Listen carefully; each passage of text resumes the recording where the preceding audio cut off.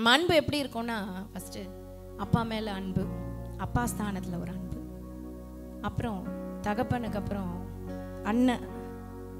அண்ணன் ஸ்தானத்தில் ஒரு அன்பு, அதுக்கப்புறம் நண்பன் அப்படின்ற ஒரு அன்பு, அதுக்கப்புறம் தான் லவ்வர் அப்படின்ற ஒரு அன்பு, அதுக்கப்புறம் கணவன் அப்படின்ற ஒரு அன்பு.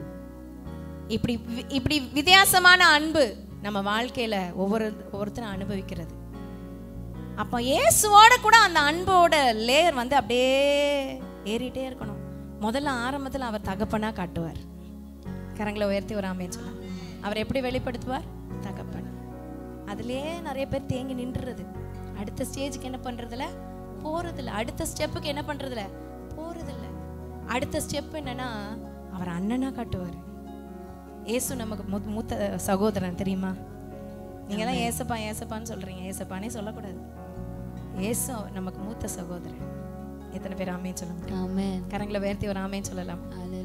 அந்த அன்பு சம்திங் டிஃப்ரெண்ட். அதுக்கப்புறம் நண்பன்ற அன்பு.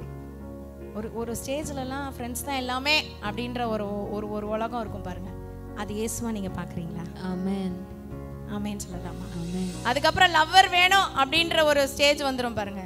அது இயேசுவா நீங்க பாக்குறீங்களா? ஆமென். இயேசுவா உங்களுக்கு லவ்வரா வச்சிருக்கீங்களா? அதுக்கப்புறம் கணவன் வேணும்ன்ற ஸ்டேஜ் வரும் பாருங்க. அது இயேசுவா இருக்காரா? ஆமென். எல்லாரிலும் நீ அதிகமாய் அவரை நேசிக்கிறீங்களா? ஆமென். அதுதான் அன்பு.